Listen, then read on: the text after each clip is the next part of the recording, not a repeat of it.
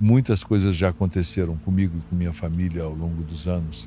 Lembro, por exemplo, de uma vez em que quero acreditar que foi apenas paralisia do sono.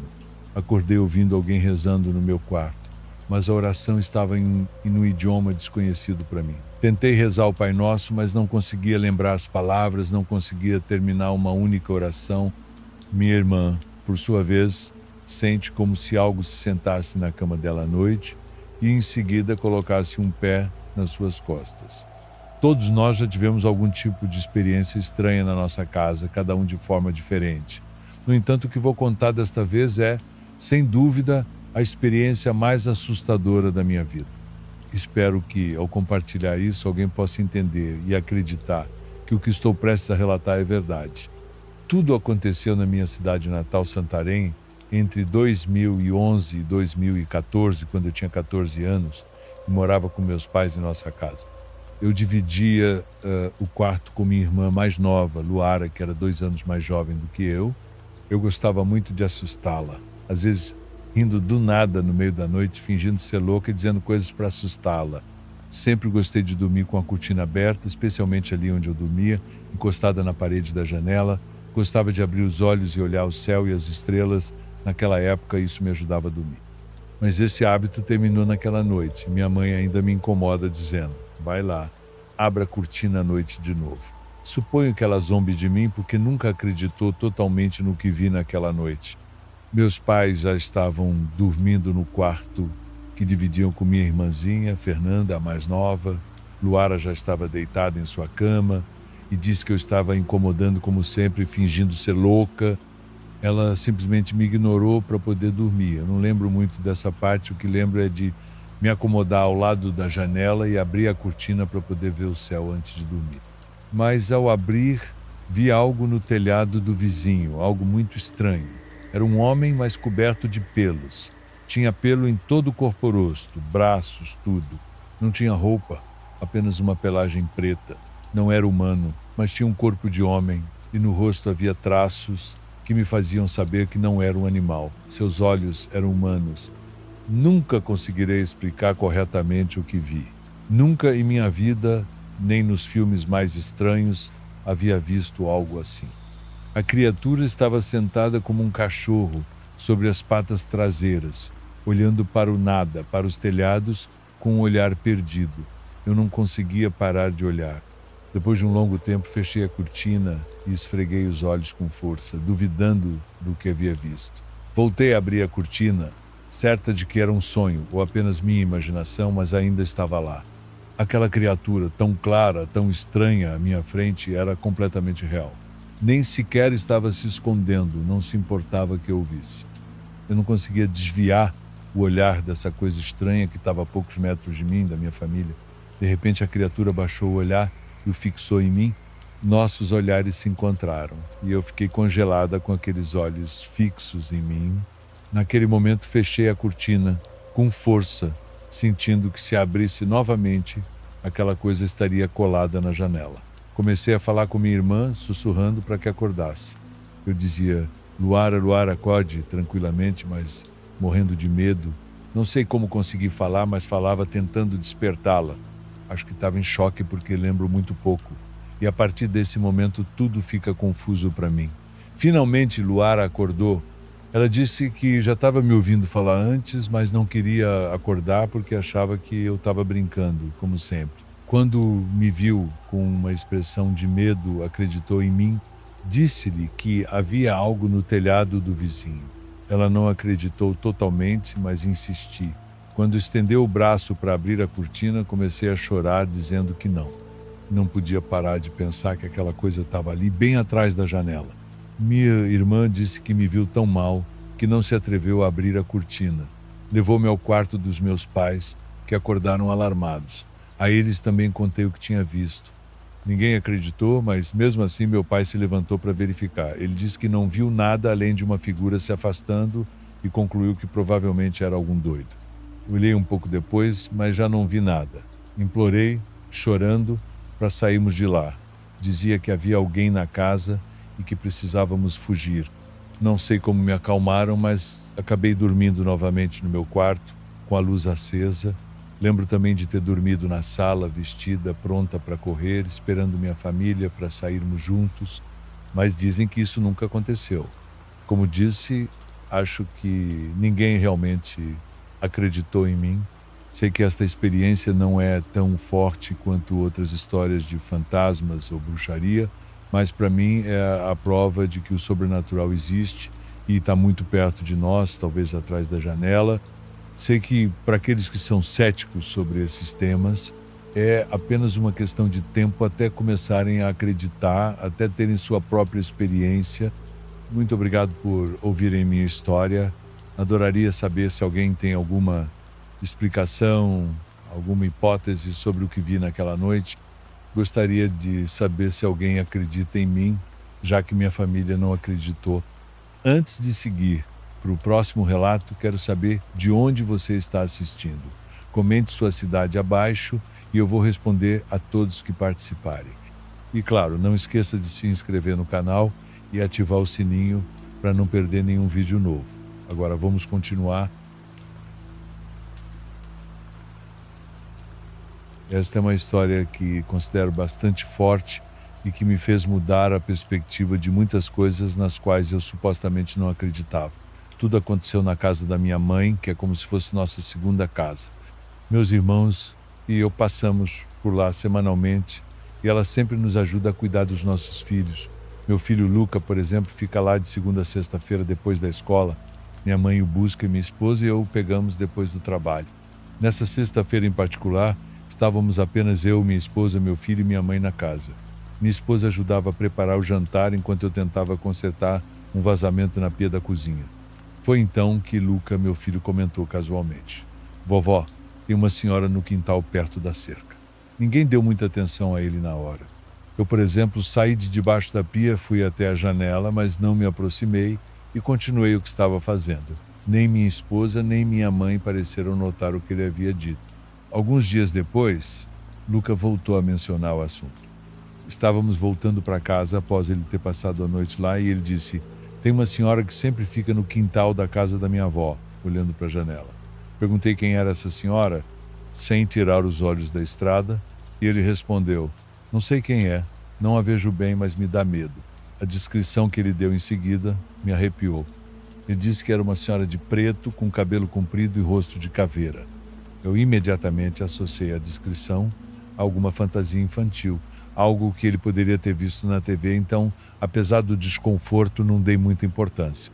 Mais tarde, sem querer assustar minha mãe, conversei com meu irmão mais velho, Oscar, e descobri que sua filha também havia mencionado ter visto algo semelhante. Ela tinha visto uma mulher de preto parada perto da cerca e ficou muito assustada. Levou dias para contar a alguém.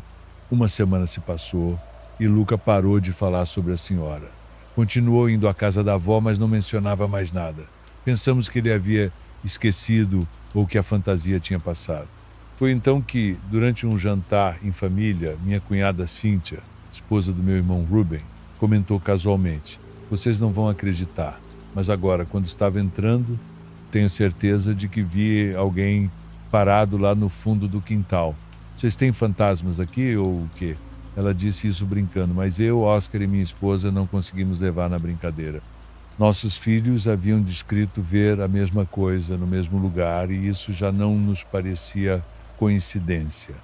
Nessa noite, decidimos que nossas esposas levariam nossa mãe e as crianças para a praça, enquanto nós três ficaríamos para vigiar se alguém realmente estava invadindo a casa. Queríamos acreditar que era um invasor, mas todos já sabíamos que havia a possibilidade de se tratar de algo além do normal. Após um tempo, sem ver qualquer movimento, decidimos nos aproximar da cerca para espiar. A casa ao lado estava abandonada há tempos, mas não era impossível que alguém tivesse se escondido lá, procurando refúgio ou tentando invadir nossa casa. No entanto, o que encontramos nos assustou mais do que qualquer invasor. Vimos marcas e símbolos pintados na casa ao lado, símbolos que, embora não soubéssemos o que significavam, nos causaram um profundo desconforto. Enquanto voltávamos para nossa casa, sentia a terra solta perto da cerca. Removi um pouco de terra com os pés e, para nosso horror, encontramos um punhal, sal e algumas bolsas de tecido cheias de terra. Sem questionar, pegamos tudo, colocamos em uma sacola de lixo e fomos jogá-la o mais longe possível dali. Lembro-me bem de ter colocado a sacola no porta-malas do carro e enquanto dirigíamos para nos livrar daquilo, parecia que estávamos carregando algo mais do que apenas objetos.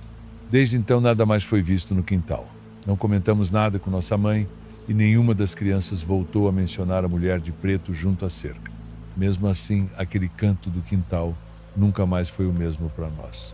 Evitamos olhar para lá como se temêssemos que algo pudesse voltar a aparecer. Acreditar ou não em fantasmas era algo que nunca me preocupou antes, mas depois dessa experiência passei a ter muito mais respeito pelo que não podemos explicar. Agora continuamos com o próximo relato. Meu nome é Maria Luísa e o tema de terror e o paranormal nunca me chamou a atenção. Até novembro do ano passado, quando aconteceu o que estou prestes a contar. A partir desse momento comecei a procurar explicações para o que vi e, claro, acabei lendo e ouvindo muitos relatos de terror. Depois de ouvir tantas histórias, sei que, ao compartilhar a minha, algumas pessoas podem não acreditar, enquanto outras sim. Mesmo que apenas uma pessoa acredite, isso é o suficiente para mim. Fui convidada para uma festa de uma amiga da universidade, Alessandra. Alessandra sempre tem uma expressão de estar brava e se veste de preto. Nós brincávamos que ela era uma bruxa, mas tudo não passava de uma piada. Apesar da aparência sombria e do gosto por temas obscuros, Alessandra é uma das pessoas mais nobres que conheço. Ela não é daqui, mas estudava na cidade desde o ensino médio, pois veio cuidar da avó que estava muito doente. No dia da festa, minhas amigas e eu estávamos animadas, pois sabíamos que seria uma das últimas festas que participaríamos juntas antes da formatura. No entanto, ao chegar, percebemos que a festa era diferente do que esperávamos. Apenas 12 pessoas do grupo estavam lá, todas do círculo mais próximo de Alessandra. A música estava baixa e o ambiente era tranquilo, o que me agradou. Ficamos conversando por um tempo, até que uma das minhas amigas sugeriu irmos para outra festa que parecia mais animada. Eu estava confortável e não queria ir, mas comecei a me despedir. Perguntei a Alessandra onde era o banheiro e ela disse que estava no segundo andar. Ela se ofereceu para me acompanhar, mas acabou distraída, conversando com outra amiga e, como eu estava com pressa, decidi subir sozinha. Ao subir as escadas, empurrei a primeira porta que encontrei. Enganei-me, pois era um quarto, e lá dentro vi uma senhora sentada na cama. Seu rosto tinha uma expressão estranha, como se segurasse uma risada ao me ver. Pedi desculpas por abrir a porta e pela música do andar de baixo, e comecei a fechá-la. Quando dei um passo para trás, vi a porta ser empurrada e fechada com força de dentro. Fui ao banheiro um pouco envergonhado e desci o mais rápido possível. Aproximei-me de Rômulo, um dos amigos mais próximos de Alessandra, e contei o que havia acontecido. Ele me olhou sério, sem dizer nada. Outra colega que ouviu a história se aproximou e disse que havia acontecido o mesmo com ela. Rômulo nos puxou para fora da casa e, ao fechar a porta, perguntou se estávamos brincando. Respondemos que não, jurando que era verdade. Ele, então, nos contou que a avó de Alessandra havia falecido há 1 mês e meio naquele quarto, com a Alessandra cuidando dela. Fiquei sem palavras. Era óbvio que havíamos visto algo paranormal, mas eu nunca imaginei que um fantasma pudesse parecer tão real como uma pessoa viva. Depois disso, fiquei em silêncio. Minhas amigas perceberam que eu estava pálida, achando que estava passando mal. Decidiram ficar mais um pouco. Tentei esquecer o que vi com algumas bebidas, mas evidentemente não subi mais ao banheiro sozinha. No final, depois de muito tempo, restaram apenas 7 pessoas. Minhas 3 amigas, Rômulo, Carolina, Alessandra e eu. Talvez pelo efeito do álcool, quando a Alessandra mencionou como sentia a falta da avó, eu disse que ela ainda estava lá, naquela casa. Alessandra sorriu e uma das minhas amigas se atreveu a abraçá-la e contar o que havíamos visto. Alessandra se soltou do abraço e se levantou sem dizer nada. Pensamos que a havíamos comovido, mas logo voltou com uma fotografia em mãos, num pequeno quadro de madeira. Esta é minha avó, que descansa em paz, disse, quase irritada. A pessoa na foto era completamente diferente da que vimos no quarto. Perguntamos quem estava lá então e por que não nos havia dito que havia outra pessoa na casa. O que ela nos respondeu nunca esquecerei. O que está lá em cima nunca foi vivo. Às vezes parece uma velhinha, às vezes uma criança pequena. Está aqui desde antes de eu chegar, desde antes de minha avó chegar, e não é um fantasma. Sinto muito decepcioná-las, mas se algum dia vocês viram alguém que amam, não era um fantasma. Fantasmas de pessoas não podem ser vistos, só sentidos. Se vocês veem algo com clareza, não é um fantasma.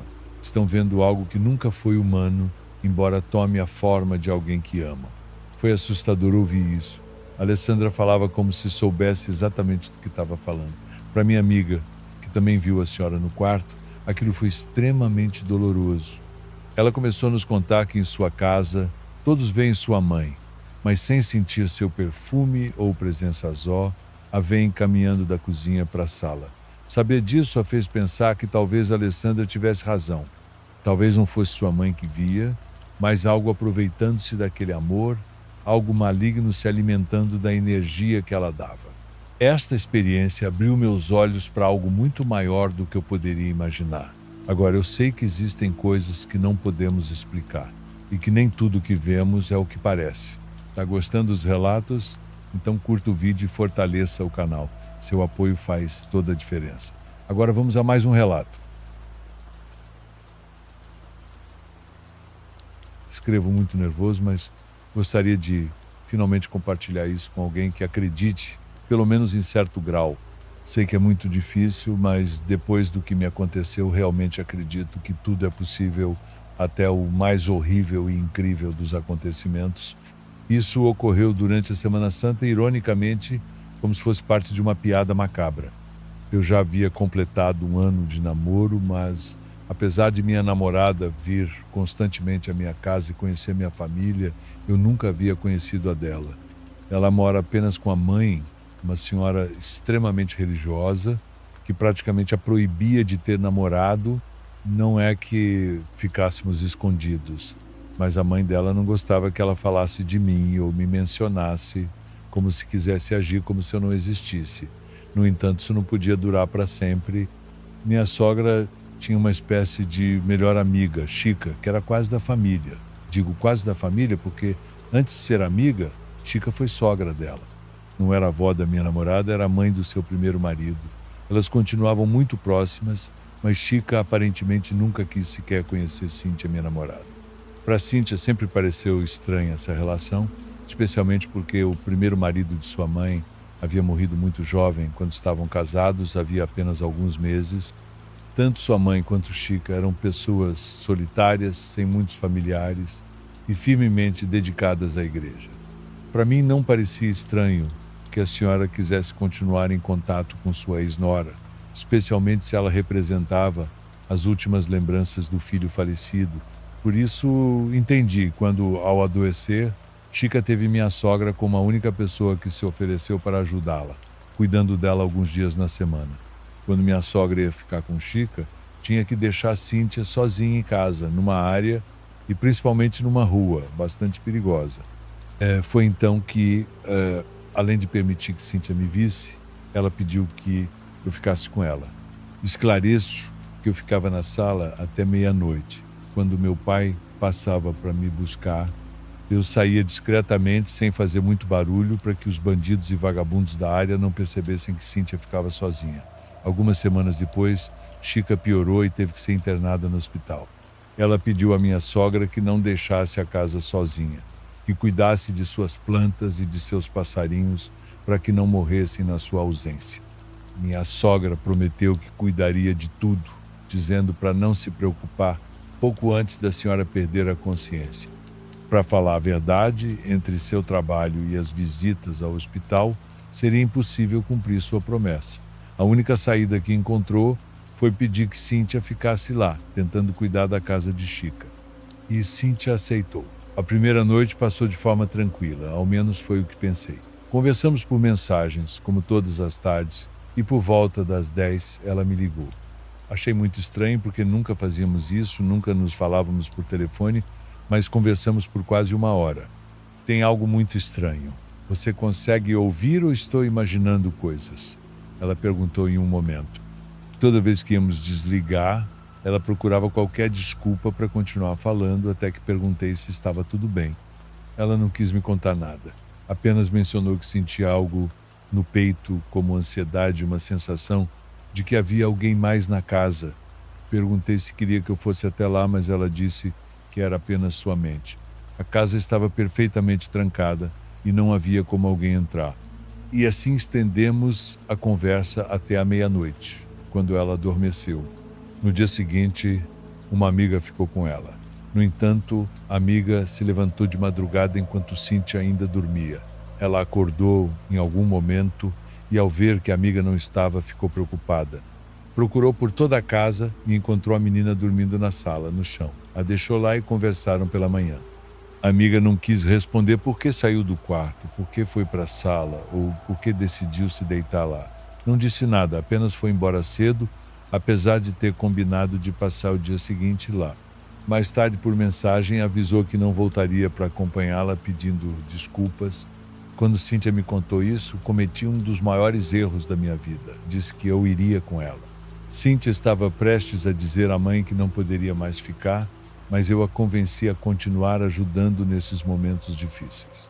Embora no fundo ela estivesse apenas buscando razões para não ficar naquele lugar, disse que eu iria, que ficaria na sala e que tudo ficaria bem. Cheguei naquela noite de sábado, era a primeira vez que estava lá, a área era muito mais tranquila do que a da casa de Cíntia, mas ainda assim ouviam-se algumas festas ao redor, música a alta distância. Assim que entramos na casa, tudo isso silenciou de repente. Cíntia me disse que era assim lá, que não se ouvia nada, e era verdade. Na verdade, me lembrou daquela sensação em cabines de rádio, quando você não ouve absolutamente nada. Também notei um cheiro de perfume velho, se posso dizer. Me lembrou algo que já havia sentido antes em alguma tia idosa, mas desta vez cheirava a álcool, como se fosse concentrado. As janelas tinham trancas que não sabíamos abrir, então teríamos que suportar isso. Ajudei Cíntia a alimentar as aves e a regar as dezenas de plantas no jardim. Depois, fomos jantar. Ouvi algo muito estranho vindo dos quartos no fundo, mas Cíntia nem reagiu. Você não ouviu isso? Perguntei. De repente, seus olhos se abriram muito, como nunca tinha visto antes. Sim, eu ouvi, disse ela, surpresa, tentando sair correndo da casa, mas a segurei. Perguntei o que estava acontecendo, o que havia. Ela me disse que estava imaginando coisas, pelo menos era o que pensava. Particularmente, ela ouvia uma voz que vinha do quarto em que não entrava, o quarto de Chica. A primeira vez que ouviu foi espiar, mas viu algo horrível. Um crucifixo de madeira enorme pendurado na parede, em frente à cama. Disse que, na escuridão, achou que viu a cabeça se virar para ela, como se a olhasse com atenção ao abrir a porta. Essa não era a primeira vez que ela tinha algum tipo de alucinação, que avistava coisas que não estavam lá. Naquele momento, quis ser a voz da razão e disse que certamente tudo tinha uma explicação, que dormiria com ela no chão, que não se preocupasse com isso. Ela então aceitou ficar, finalmente confiou em mim. Emprestei meus fones de ouvido para que ela colocasse sons para dormir e esquecesse os de fora. Arrumei um cobertor e um travesseiro perto da porta. Não demorei muito para adormecer. No meio da noite, ouvi alguém se levantar e me levantei para ver. Cíntia ainda estava dormindo. Alguém chorava à distância. Comecei a tremer muito, como nunca antes. Saí do quarto sem acreditar no que estava acontecendo. Tudo estava escuro e não me atrevia a acender a luz. Caminhei muito devagar, demorando vários segundos para dar cada passo até chegar à porta do quarto de Chica. Sem entender nada, vi que estava entreaberta e, sem pensar, espreitei. Algo em mim quer acreditar que também alucinei, que algo naquela casa, naquele perfume horrível, nos fazia ver coisas que não estavam lá. Acho que vi sobrinho, porque estava muito escuro, mas vi algo parado sobre a cama, com os braços estendidos, na posição de um crucifixo. Parecia uma pessoa nua. Sem fazer o menor ruído, voltei para o quarto onde Cíntia estava. Chamei um táxi e, quando já estava lá fora, acordei. Disse que precisávamos sair de lá. Passamos a noite na minha casa. Durante vários dias, Cíntia atravessou a cidade para regar as plantas e alimentar os pássaros todos os dias, até que Chica finalmente morreu. Ninguém sabia o que aconteceria com aquela casa, mas antes que houvesse algum litígio, a mãe de Cíntia deu as plantas e os pássaros aos vizinhos para que não morressem. Ela trancou a casa e, até onde sei, ainda está intacta. Ninguém a reivindicou, ninguém entrou. A situação serviu para minha sogra começar a falar comigo, agradecendo o que fiz por Cíntia. Agora posso ir à casa dela, temos um relacionamento mais normal, mas recentemente, durante um jantar, lembramos daquela casa, lembramos daqueles dias, não contamos a ela e Cíntia não contou o que ouviu. No entanto, em algum momento da conversa, minha sogra disse que agradecia que Cíntia tivesse conseguido passar as noites lá sem problemas. Ela disse que nunca gostou da casa por algo muito particular, por algo que Chica trouxe de muito longe, um crucifixo gigante de madeira com o qual a senhora estava obcecada. No começo o colocou na sala, mas depois o levou para o quarto. Falava com ele e rezava às vezes quase o dia todo, perdendo a noção da realidade. Em meio a isso, minha sogra disse algo que nunca vou esquecer. Era como se estivesse te olhando, como se te seguisse pelo quarto todo. Vocês vão dizer que estou louca, mas quando cuidei dela e tive que passar as noites lá, quase poderia jurar que ouvi aquele crucifixo chorar. Dando sequência, vamos a mais um relato. Meu nome é Roberto, tenho 55 anos e sou natural de Catanduva. Minha história se passa algum tempo atrás. Tem algumas casas de aluguel no mesmo terreno e ao longo dos anos diferentes tipos de pessoas já passaram por elas. Algumas eram tranquilas, outras mais problemáticas, mas normalmente não ficavam por muito tempo. Eu acredito muito nas energias das pessoas e sempre tento cuidar de quem entra nas minhas propriedades, já que também moro em uma delas. Além disso, há aqueles que buscam um lugar tranquilo e, acima de tudo, um bom ambiente com vizinhos decentes. Lembro-me de uma ocasião em que uma jovem mulher chegou. Ela tinha seus 20 e poucos anos, vou chamá-la de Simone. Disse que era nova na cidade e estava procurando um lugar para viver. Deixei-me levar pelas primeiras impressões. A moça parecia tranquila, até na forma de se expressar e no tom de voz. Segundo ela, antes trabalhava como professora, mas por questões pessoais estava buscando algo diferente. Ela havia visitado outros lugares, mas não havia gostado de nenhum. Conversamos um pouco mais e logo depois falei com minha esposa Maria. Ela também achou que Simone poderia ficar, então a aceitamos. Quando chegou, percebemos que Simone viajava com poucas coisas, apenas uma mala média e uma mochila. Demos-lhe o único lugar que estava vazio. Anteriormente havíamos dito que não era muito grande, mas ela parecia não se importar com isso. Os dias se passaram e Simone saía muito cedo de manhã e voltava à noite. Supus que estava procurando trabalho. Assim foram as primeiras 2 semanas. Até aquele momento, tudo parecia normal para minha esposa e para mim. Simone parecia ser do interior, pelo jeito simples de ser. Contou-nos que era a primeira vez que ficava longe da família e sentia muita falta deles. Quase um mês depois de sua chegada, um dos meus outros inquilinos, também chamado Roberto, se aproximou de mim. Ele vivia conosco há quase 2 anos, era muito amável e respeitoso. Ele veio me dizer que ouvia alguém chorando na casa ao lado, que ficava parede com a dele.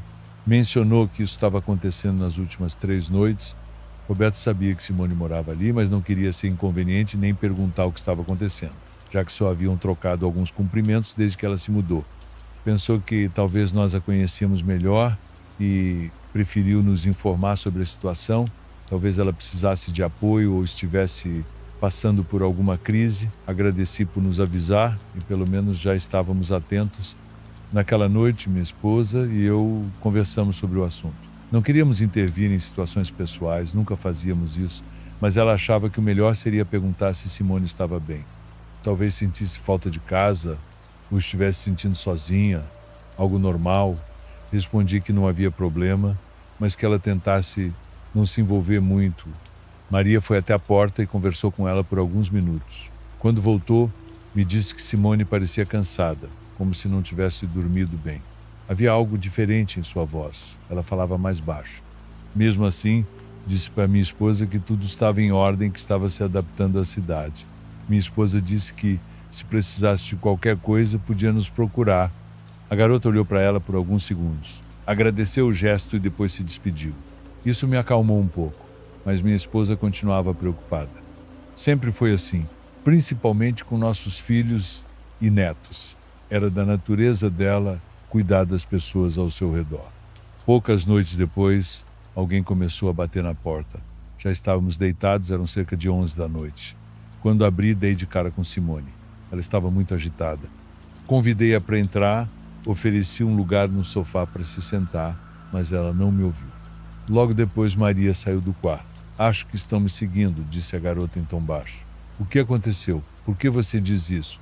Perguntei, já preocupado. Simone demorou um momento para responder, evitando o contato visual. Acho que há algo me seguindo. Não sei como explicar, mas não me deixa em paz. Ela começou a chorar.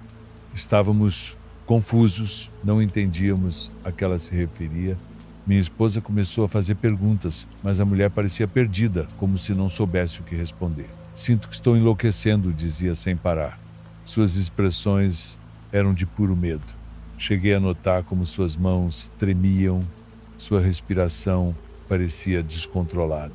Há algo me seguindo no início. Eram sonhos. Eu acordava de madrugada e não conseguia me mover. Nem sei o que é, a garota dizia enquanto chorava sem parar.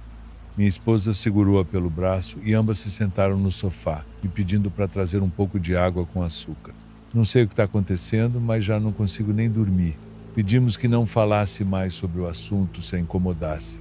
Maria ofereceu a água que eu trouxe e Simone começou a se acalmar. As lágrimas continuavam escorrendo pelo rosto, mas não como antes. Ela começou a nos contar o que estava acontecendo. Dizia que algo a seguia. Em suas palavras, não sabia exatamente o que era. Parecia ser uma pessoa e, ao mesmo tempo, um animal, uma criatura estranha. Não sei o que fazer, disse em tom baixo. O que ela nos contava parecia muito estranho. Era a primeira vez que eu via algo assim. Não queria duvidar de sua palavra, mas era difícil de acreditar. Olhando mais de perto, a aparência da garota parecia diferente. Ela parecia muito mais velha que da última vez. Simone nos disse coisas que eu não conseguia entender. Até certo ponto sentia receio de estar perto dela. Não me interpretem mal, mas coloquem-se no meu lugar. A garota chegou uma noite à porta da minha casa chorando. Eu não sabia o que pensar, não sabia o que fazer, nem como ajudá-la. Naquela noite, minha esposa ofereceu que ela dormisse na sala. Eu não sabia se era uma boa ideia, mas ela insistiu e Simone não aceitou. Um pouco mais calma, disse que voltaria para sua casa, pediu desculpas por nos incomodar e logo depois foi embora. Quando minha esposa e eu ficamos sozinhos, eu não sabia o que dizer. Sentia-me estranho. Comecei a sentir calafrios. Não sei porquê, mas imaginei a criatura que ela descreveu. A imagem, de certa forma, ficou na minha cabeça. Você acha que ela tem problemas? Perguntou minha esposa. Eu não respondi. Não sabia que ela se referia com isso e ainda não entendi o que havia acontecido. Foi uma montanha-russa de emoções. A garota parecia realmente mal, não parava de chorar e dizia coisas que não faziam sentido. No dia seguinte, minha esposa foi saber como Simone estava. Bateu na porta, mas ninguém atendeu. Voltou naquela tarde mais uma vez e novamente ninguém atendeu. Pensamos que talvez ela ainda não tivesse chegado do trabalho ou tinha saído para se distrair. Mas deixamos de vê-la. Os dias se passaram e não havia sinal de Simone em lugar nenhum. Minha esposa achava que talvez ela tivesse ido visitar a família, era o mais lógico. Uma semana se passou e ainda não sabíamos dela. Após 10 dias de ausência, entramos na casa. A primeira coisa que chamou nossa atenção foi que tudo parecia estar em seu lugar, até mesmo seus pertences pessoais, a mala, suas roupas, tudo. Minha esposa começou a se preocupar, não era normal. Rapidamente, intuímos que algo havia acontecido. Procuramos entre seus pertences pessoais, mas não encontramos nada que nos indicasse de onde ela era ou onde estava. Meu filho me ajudou a procurar seus dados na internet, mas naqueles anos ainda não existiam redes sociais como hoje. Não encontramos quase nada. Tentei acalmar minha esposa, dizendo-lhe que talvez ela voltasse. O melhor era guardar suas coisas em nossa casa e assim o fizemos. Nunca mais a vimos. Foi à polícia para relatar seu desaparecimento. Queria fazer mais, mas não sabíamos como ajudar. Lembrava-me das palavras da garota na noite em que nos visitou, sobre aquela criatura que a seguia e não a deixava em paz. Sempre me perguntei o que a atormentava. Lembro-me de seu rosto cansado, aterrorizado. Há alguns anos pedi ao meu neto que investigasse novamente na internet, mas não há nada sobre ela, nem fotos ou família próxima. A situação daquela garota sempre foi um mistério para nós. Minha esposa, até hoje, ora por ela. Sempre que a ouço orar à noite, menciona seu nome. A mala ainda está em um pequeno quartinho que temos, mas já perdi todas as esperanças de que algum dia ela volte para buscá-la. Por favor, curta e se inscreva se você estiver gostando. Agora vamos continuar. Cresci em um bairro suburbano normal nos Estados Unidos na década de 90, junto com meus pais e minha irmã mais nova, Emily. Nossa casa ficava em um lote de esquina em um novo conjunto habitacional. Embora nosso quintal fosse pequeno, tínhamos uma garagem espaçosa para 2 carros. Como meus pais tinham apenas um carro, eu costumava guardar minha bicicleta e outros brinquedos na garagem. Nossa vizinhança era tranquila, com vizinhos amigáveis e muitas crianças da nossa idade. Emily e eu passávamos muito tempo juntos, andando de bicicleta pelo quarteirão, brincando no parque, visitando amigos. Apesar de nossas discussões ocasionais, éramos muito próximos. Eu tinha 12 anos e ela 11 quando algo perturbador aconteceu. Conhecíamos quase todos no nosso quarteirão, especialmente aqueles que tinham filhos da nossa idade, o que fazia do nosso bairro um lugar seguro para crescer. No entanto, havia uma exceção, um homem chamado Jack, que morava algumas casas abaixo da nossa. Ele era assustador. Um homem solteiro na casa dos 50 anos que vivia sozinho. Houve alguns incidentes antes desse acontecimento que me fizeram achar que Jack era assustador. Uma vez olhei pela janela e o vi olhando diretamente para dentro da nossa casa. Fechei as cortinas rapidamente e tentei ignorar. Quando meus pais chegaram em casa, contei a eles. E eles nos disseram para evitar, no máximo possível. Em outra ocasião, eu estava andando pelo bairro em um sábado à noite com alguns amigos. Estávamos no parque perto da floresta, onde havia um balanço e um playground. Costumávamos ficar lá depois de escurecer. Era cerca de 10 da noite, quando vimos um homem se aproximando de longe. Não sabíamos na época, mas era Jack. Quando ele se aproximou, fugimos, achando que era algum adulto vindo nos repreender. Nos escondemos na floresta para escapar, mas ele nos seguiu. Um dos meus amigos, que era mais lento, acabou ficando muito perto dele. Foi então que percebemos que era Jack, segurando algo que parecia uma seringa. Conseguimos voltar para a rua e o perdemos, indo para a casa de um dos meus amigos. Sei que isso pode parecer nada, mas no contexto, essa experiência foi assustadora. Naquela época, um dos nossos vizinhos relatou um roubo na nossa área. Não conhecíamos bem essas pessoas, pois eram um casal de idosos que se mantinham reservados. Todos na escola foram informados sobre o incidente e nos disseram para termos cuidado. Pelo que eu vi, o casal ouviu um barulho no meio da noite. E ao verificar, ouviram alguém fugindo pela porta da frente. Não havia sinais de arrombamento, então não sabiam como a pessoa entrou. Naquela semana, fui à garagem pegar minha bicicleta para encontrar meus amigos, mas ela havia sumido. A princípio pensei que meu pai a havia movido, mas depois de procurar por toda a garagem, ainda não a encontrei. Perguntei aos meus pais, mas eles não sabiam o que poderia ter acontecido. Estava claro que minha bicicleta havia sido roubada, mas meus pais não acreditaram. Achavam que eu devia ter deixado em algum lugar e esquecido, mas eu sabia que não era verdade. Com o passar dos dias, ouvimos mais histórias dos nossos vizinhos sobre itens desaparecidos, incluindo pacotes que sumiram das varandas. Ficou claro que havia alguém roubando de todos. Meus amigos e eu começamos a conversar sobre isso na escola e todos achávamos que era Jack. Toda vez que eu passava pela casa dele, sentia um arrepio na espinha. Algumas semanas se passaram e os roubos continuaram acontecendo, mas ficamos mais alertas. Uma noite, enquanto eu andava na bicicleta de um amigo pelo quarteirão, notei que a porta da garagem de Jack estava ligeiramente aberta. Diminuí a velocidade e olhei para dentro tentando ver algo suspeito. Vi vários itens empilhados, mas era difícil distinguir as coisas. Dei a volta e passei novamente, mas dessa vez a grande porta deslizante estava quase fechada. A garagem estava uma bagunça, mas pensei ter visto minha bicicleta por um segundo. Foi então que fiquei convencido de que ele era o responsável por tudo. No dia seguinte, falei com meu amigo Lucas sobre o que vi. Ele concordou que Jack era assustador e estranho, mas não queria se envolver. Eu não deixei isso de lado e insisti, então ele concordou em me ajudar. Elaboramos um plano para entrar na garagem e resolver de uma vez por todas. Era arriscado, mas parecia a única maneira de obter respostas reais, já que os policiais não estavam fazendo nada. Uma noite, depois que meus pais foram para a cama, saí de casa e encontrei Lucas na esquina. Fomos para a casa de Jack. A rua estava quase toda escura, com várias luzes queimadas. Quando chegamos à garagem, caminhamos até o lado onde havia uma pequena janela. A garagem estava ligada à casa, então estávamos preocupados em fazer barulho. Havia uma tela do lado de fora da janela, que saiu facilmente. Empurrei o vidro para cima, usando apenas a fricção da minha mão. Felizmente estava destrancado. Caso contrário, não sei o que teria feito. Abri a janela apenas o suficiente para deslizar para dentro. Estava quase totalmente escuro, então pegamos nossas lanternas. Elas eram um pouco fortes demais, então usei a luz de um chaveiro que eu tinha. Andamos na ponta dos pés, tentando fazer o mínimo de barulho possível, porque estávamos ambos com medo de sermos pegos. Andamos por um tempo e, finalmente, no canto da frente da garagem, perto da porta, eu a vi. Era minha bicicleta, deitada de lado. Continuei olhando em volta para ver se havia mais alguma coisa que fosse fruto de roubo. E o que acabei vendo me atormenta até hoje.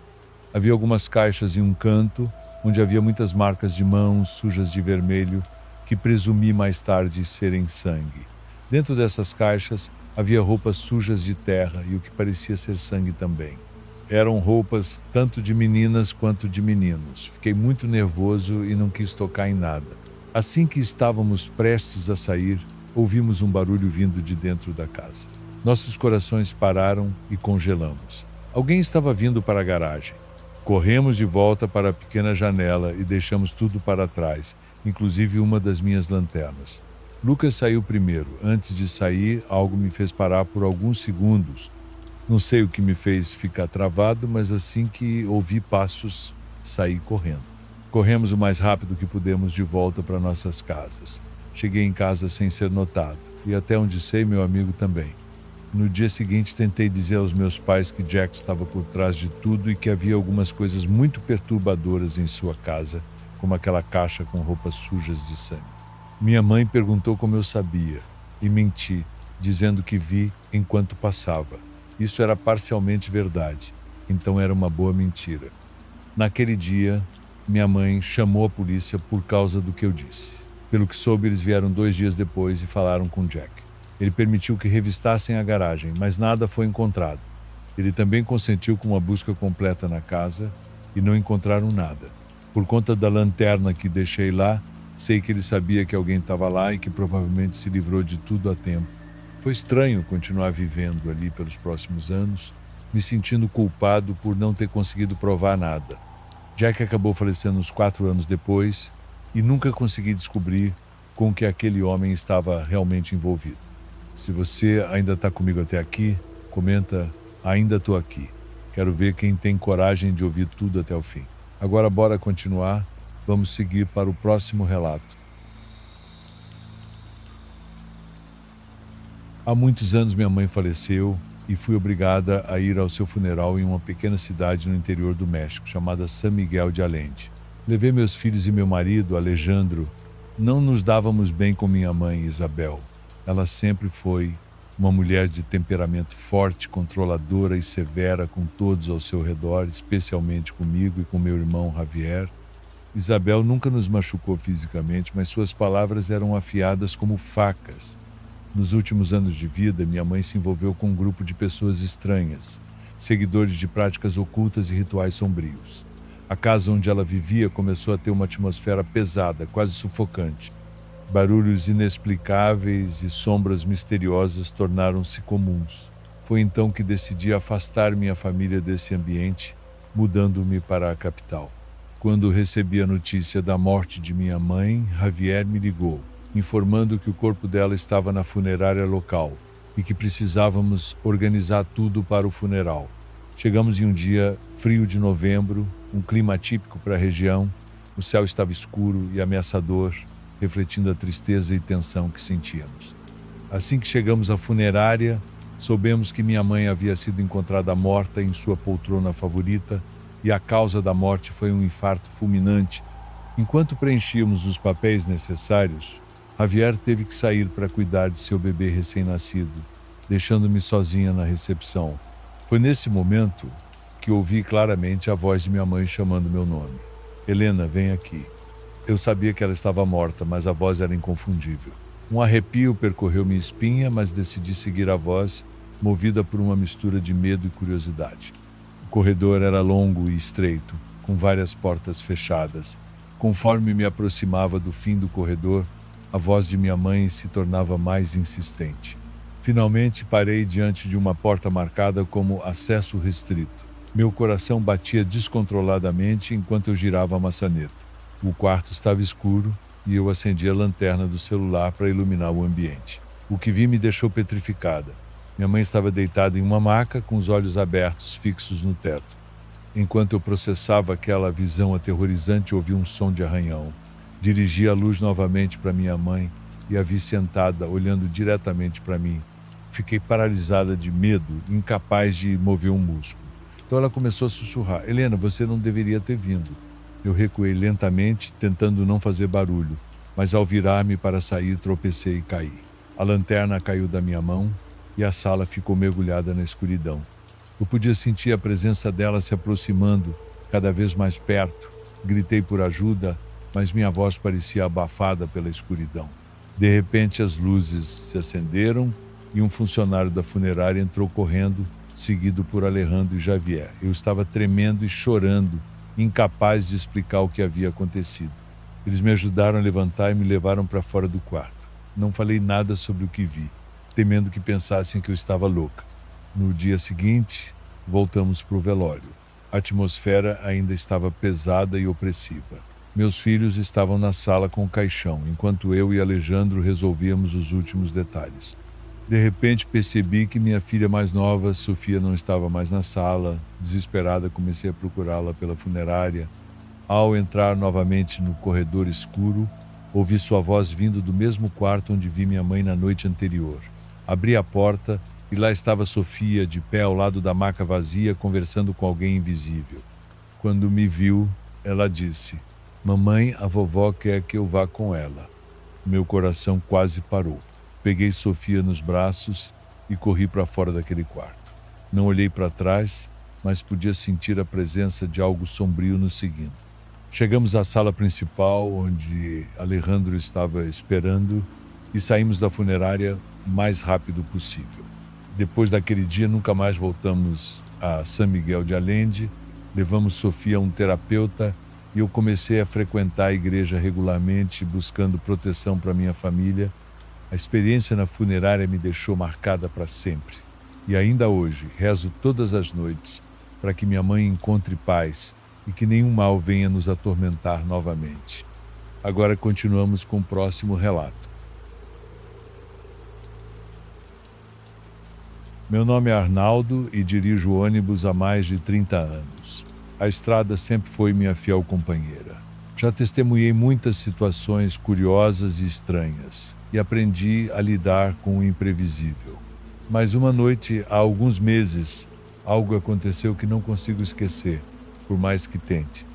Era uma típica noite de inverno, o tipo de noite que faz a gente querer se enrolar em um cobertor e não sair de casa. A neblina pairava sobre o asfalto e o frio parecia mais cortante do que o normal.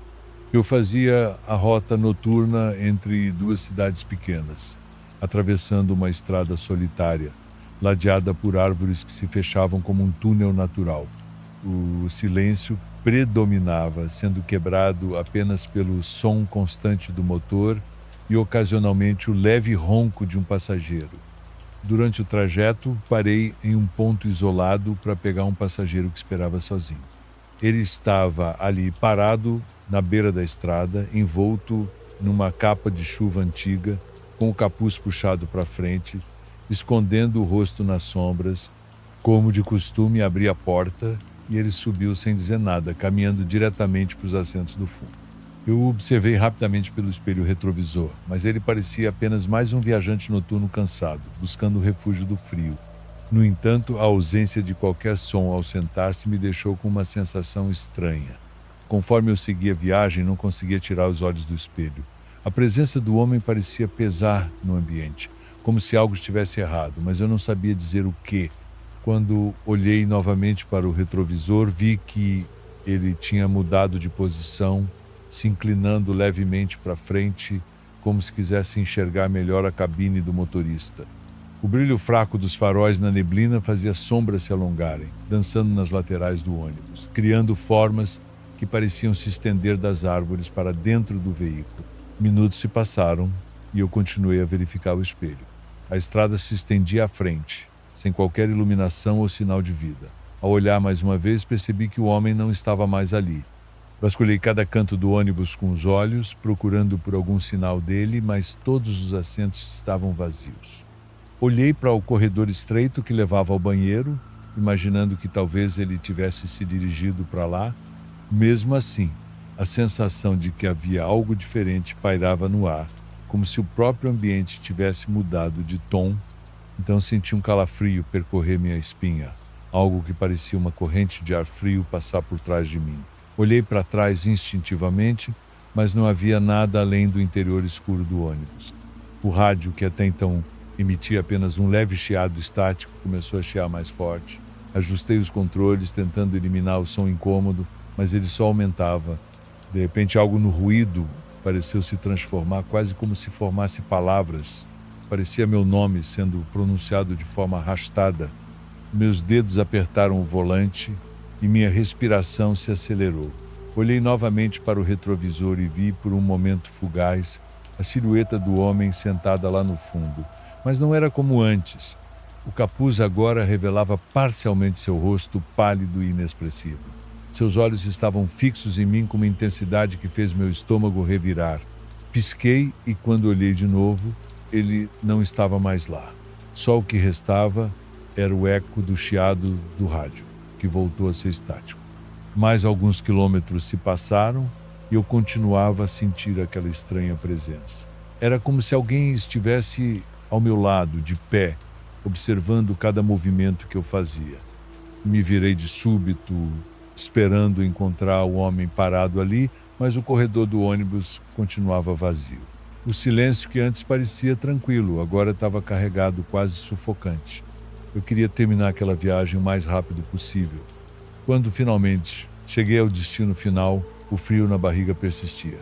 Acomodei o ônibus no estacionamento da rodoviária e comecei a fechar as portas. Antes de sair, dei uma última olhada no corredor. Todos os assentos estavam vazios, mas havia algo no ar que não se dissipava, como se uma parte daquela experiência tivesse ficado para trás, presa no tempo. Fui conferir o registro da catraca, esperando ver o número de bilhetes que correspondia aos passageiros daquela noite. Para minha surpresa, nenhum novo registro havia sido feito desde a última cidade. Não havia indício de que o homem de capa de chuva tivesse subido no ônibus, e isso me deixou completamente desnorteado. Contei a história para meus colegas motoristas, mas ninguém soube me explicar o que poderia ter acontecido. Alguns sugeriram que eu estava exausto, que tinha imaginado tudo. Outros fizeram piada, dizendo que a estrada às vezes brinca com a mente da gente. Ainda assim, toda vez que lembro daquela noite, a sensação de desconforto volta, me fazendo questionar o que realmente aconteceu. Desde então, evito a rota noturna. Há algo no silêncio da madrugada e na solidão da estrada que nunca mais soou da mesma forma. Alguma coisa mudou dentro de mim naquela noite, algo que não consigo nomear. E toda vez que vejo um ponto de ônibus isolado, cercado pela escuridão, não consigo evitar olhar para trás, esperando ver novamente aquele homem de capa de chuva parado à margem da estrada. Dando sequência, vamos a mais um relato. Atualmente estou passando por um dos momentos mais tristes e sombrios da minha vida. Minha namorada havia me deixado e, antes de pegar todas as suas coisas do meu apartamento, ela me disse que eu era narcisista, que nunca olharia além do meu próprio nariz. Ela passou muito tempo me dizendo que se sentia sozinha, que eu passava muito tempo com meus amigos e não dava atenção a ela. Pensei que isso iria passar e que ela se acostumaria com o fato de que eu tinha uma vida além dela, mas não foi assim. Eu a deixei ir, imaginando que seria fácil esquecê-la ou que Bruna, minha ex, se daria conta do seu erro e voltaria a me procurar. Ela me disse muitas vezes que eu era sua outra metade e eu acabei acreditando em toda essa besteira. Depois de um mês do término, sem que ela me ligasse ou mandasse mensagens, percebi que ela havia falado a verdade e que o fim do relacionamento era definitivo. Por outro lado, as coisas em casa estavam piores. Meus pais brigavam o tempo todo, chegando até a trocar socos. O divórcio era inevitável. Sempre pensei que a culpa era do meu pai, que tratava minha mãe como se ela fosse uma mulher qualquer, insultando-a o tempo todo. Quando ela saiu de casa, pedi explicações. Perguntei por que ele era tão cruel com uma mulher que lhe deu os melhores anos de sua vida e seus filhos. Foi então que meu pai se desfez e me contou toda a verdade. As brigas começaram desde que ele descobriu que minha mãe tinha outro homem. No início eram rumores, mas uma vez ele viu com seus próprios olhos.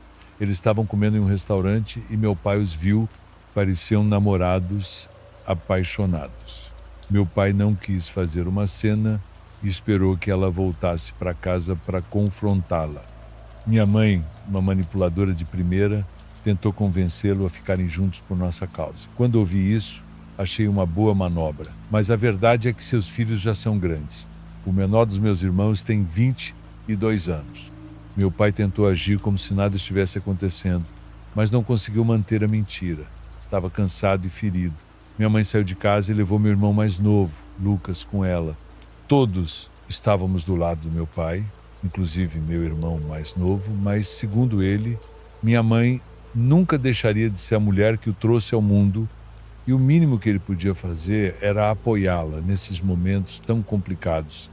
Outra coisa que vocês devem saber é que minha família tem muito dinheiro. Meus pais acumularam tanto propriedades quanto uma certa fortuna. Juntos, conseguiram levantar uma rede de supermercados que tem sido muito bem sucedida. Para todos nós foi uma surpresa quando minha mãe entrou com uma ação para tirar até o último centavo do meu pai. Isso realmente me deixou indignado. Minha vida estava se despedaçando e eu não conseguia evitar. Comecei a rir do quão absurda era a vida. Perguntei por que as pessoas se esforçam tanto para prolongá-la, se a maior parte do tempo estamos sofrendo. Há muita gente que passa a maior parte da vida na pobreza, trabalhando dia após dia com o propósito de sair da miséria e quando estão prestes a conseguir, morrem. Aceitemos isso. Viver é um saco. Pensei muito sobre isso e, numa tarde, peguei o carro, fui a uma loja para comprar cervejas e depois comprei alguns cigarros de maconha. Coloquei música e me embriaguei. Entre o álcool e minha falta de interesse pela vida, lembrei de algo que havia lido quando era adolescente. Naquela época, me interessava por muitas coisas sombrias, gostava de pensar na existência de demônios que marcam o destino das pessoas. Embora eu tenha pesquisado muito sobre o assunto, nunca tive coragem de tentar uma invocação. Tinha vários livros que ilustravam como fazer isso, o tipo de óleo que deveria usar, as velas, a maneira correta e, claro, o nome de toda a corte demoníaca. Não sei por que, naquele momento, lembrei o nome de um dos demônios. Seu nome começa com B. Algo que me chamou a atenção sobre ele foi seu poder. Pessoas erroneamente acreditam que Lúcifer é o príncipe dos demônios, mas isso não é verdade. Lúcifer está na porta do inferno e é o primeiro demônio com quem a maioria das pessoas se encontra por seu baixo calão. Os demônios mais poderosos não se deixam ver e nem sequer permitem que seu nome seja pronunciado em vão. Quando você encontra Lúcifer é porque está se preparando para algo mais forte. Ele te testa de acordo com sua convicção e o quão comprometido você está em se entregar a ele. Eu não precisava fazer acordos com demônios de baixo escalão. Sabia o nome de B e sua influência no mundo, especialmente neste mundo que é baseado em mentiras e enganos. Enfim, enquanto estava bêbado, o único nome que veio à minha mente foi o de B. E comecei a chamá-lo. Repeti seu nome compulsivamente enquanto dirigia até um estacionamento público perto de casa. Me tranquei no quarto, acendi velas e incensos e joguei sal no chão. Prometi ao demônio que eu seria seu seguidor mais fiel, entregando minha vida em troca de duas coisas. A primeira era que minha namorada voltasse para mim, que me amasse mais do que podia amar a si mesma e que nunca mais pensasse em me deixar. A segunda coisa foi que eu pudesse ver minha mãe rastejando no chão como uma serpente ou um verme repugnante que ficasse na miséria e sofresse tanto quanto meu pai, já que toda a minha família estava sofrendo por culpa dela. Fiz tudo o que lembrava ser necessário enquanto continuava me afogando em cervejas, até que finalmente perdi a consciência. No dia seguinte, minha cabeça doía muito.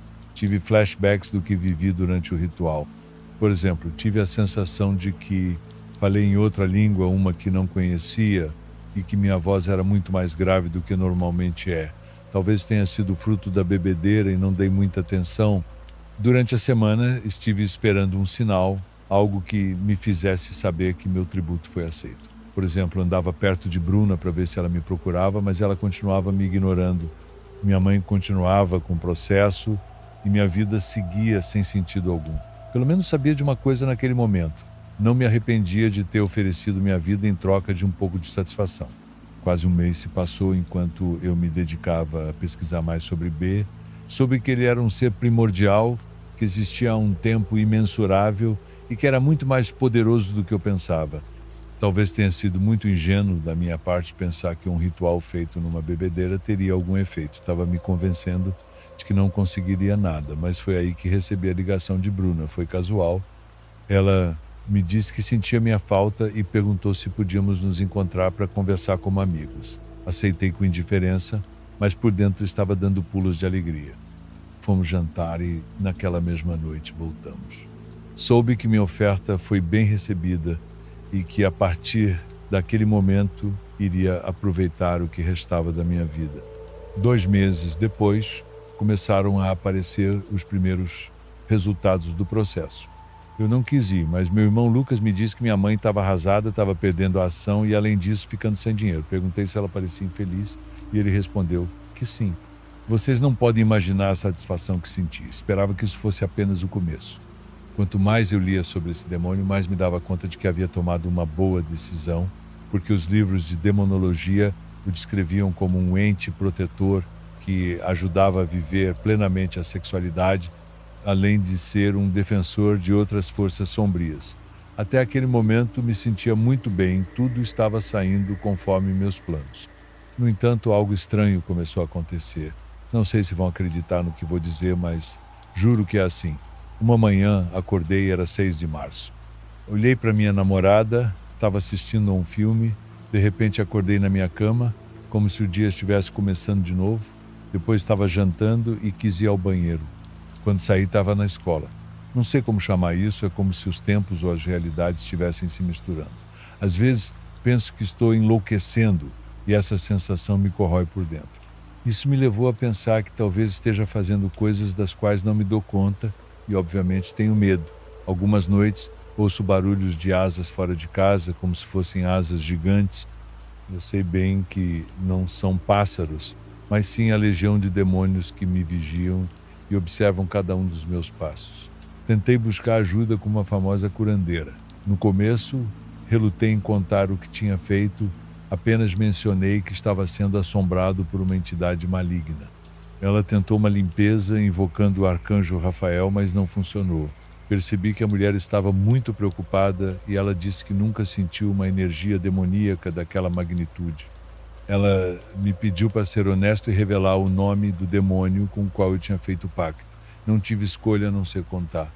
O pacto realizou meus desejos e agora eu buscava uma maneira de desfazê-lo. A curandeira me ouviu atentamente e, conforme eu contava a minha história, seu rosto se deformava. Então, ela me disse as palavras que tanto temia ouvir. Seu pacto é irremediável. Quando se evoca um demônio desse poder, não há nada na terra que possa quebrá-lo. O tempo em que os seres divinos e infernais se movem é diferente do nosso. Aqui pode passar um dia, mas lá é toda uma eternidade. Seu pacto agora está naquela eternidade, a qual os simples mortais não têm acesso. O pacto será cumprido e chegará às suas últimas consequências. Ele dará o que você pediu e, em troca, aceitará o que você ofereceu. A única coisa que resta é esperar. Ela continuou. Existem pessoas que os demônios tomam como protegidos e aliados. Eles oferecem anos de vida, em troca de certas ações, como formar cultos, seitas, atrair seguidores. Mas não se engane, embora você possa prolongar um pouco sua vida, na verdade será um escravo do demônio, pois sua vida pertence a ele. Saí daquele lugar certo de que havia feito algo muito errado. Tenho medo, mas ao mesmo tempo tenho a esperança de que algo aconteça. Por causa da minha paranoia, mal vejo minha família ou minha namorada. Estou neste momento em uma encruzilhada. Não sei se devo continuar lutando para me libertar ou aceitar meu destino. Não quero ser hipócrita com vocês. A verdade é que não me importa em formar uma seita ou atrair mais pessoas se isso ajudar a salvar minha vida. Agora estou pensando em pedir a este demônio que me aceite como seu instrumento na terra e que farei tudo o que ele me pedir. Encerramos os relatos de hoje. Agradeço de coração a todos que acompanharam até aqui e um abraço especial aos inscritos do canal. Nos vemos no próximo vídeo. Com carinho, seu amigo Raul.